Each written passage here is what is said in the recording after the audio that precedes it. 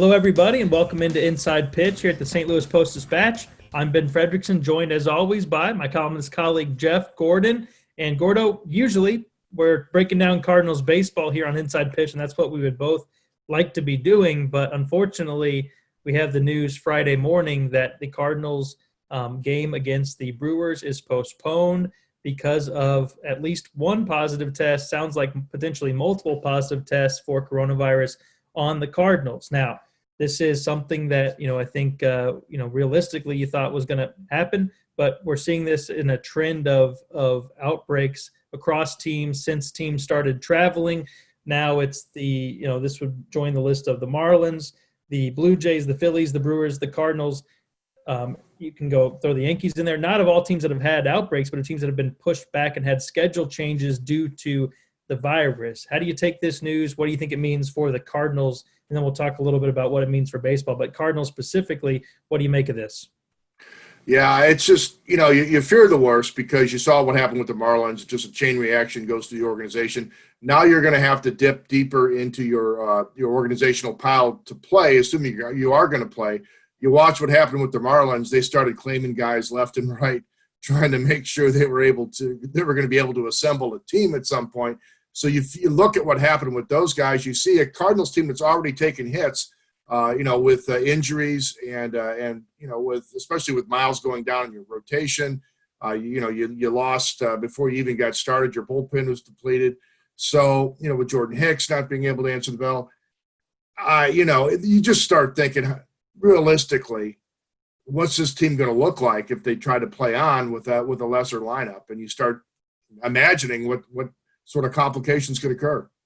I'll say this, it's better for these teams to pause, get a grasp of the situation, figure out what the damage is before they go out and play a game. I mean, you go back to that Marlins outbreak and the team had tests popping left and right, and they leave it up to the team to decide to go play a game against the Phillies. It seems like already the protocols have been strengthened from that point. So maybe that helps things here. What you have to look at, though, is big picture. The league got less than 5% of its way into the season, and already it's got multiple games postponed. It's had to come to an agreement on doubleheaders being 7 innings in order to make up these games, hopefully later down the line. There is no language in the baseball agreement that was reached between owners and players that says this is the moment, this is the threshold for when a season would be tabled. That's left up to Rob Manfred. If you're Rob Manfred right now and you're seeing the season schedule impacted in all these different ways, what are you thinking? Because I imagine, his owners are telling him, hey, we got to push through this. He's also seeing baseball really, get criticized, hindsight being 2020, but rightfully so, for not having a bubble system, which seems to be working in basketball and hockey and Major League Soccer. Where do you think Manfred is right now when it comes to trying to figure out which way is up and trying to figure out which way is the right way to go? Well, he's probably not relishing his cell phone going off right now. That's for sure. You're right about, the MLS had a couple teams that tested heavily, but they're in a bubble, so they were able to just move on without those teams and have a tournament and get their league rolling, get their sport on TV, get things going for the industry, which has to keep going forward.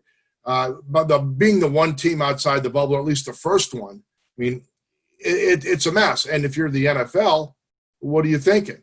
If you're Roger Goodell, what are you thinking? But as far as Manfred goes, he has to figure out, okay, adding a compliance officer for each team, trying to tighten protocols, that's going to help. Those are Band-Aids. I mean, you've got all sorts of chain reaction complications within your schedule. Best case scenario is you're going to have a really messed up schedule, games bunched up, teams digging deep into their organizational pile to get through, especially on pitching. That's your best case scenario. Your worst case is that one by one teams start falling by the wayside. So, if I'm Rob Manfred, man, you want to be able to just make it all go away. I wouldn't want to be him right now. The players are going to have some say in this too.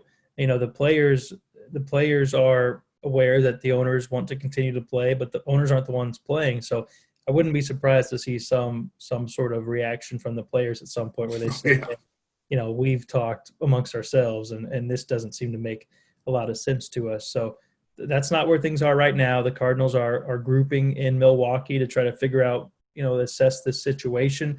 Maybe they're back on the field Saturday. Maybe they play a doubleheader Sunday, and we see that 7-inning doubleheader as they figure out who needs to leave and who can come in. But it doesn't sound crazy to think that teams could use every player on that 60-player pool by the time this season is over, which would have been a little wonky to think about when it was announced, but that's the reality of the situation right now. We'll see if baseball is willing to weather this, or if they decide, hey, we gave it a run and this isn't going to work. We'll have all that coverage at stltoday.com. Derek Gould is actually covering the team in Milwaukee, so he has boots on the ground coverage from there to see where the Cardinals are and how they're going through this. He's got constant stories up at stltoday.com, and we'll continue to monitor the situation moving forward. Gordo, stay safe, stay healthy, and hopefully we'll be talking about Dylan Carlson and the lineup the next time we do one of these. For Jeff Gordon, I'm Ben Frederickson. We will talk to you next time.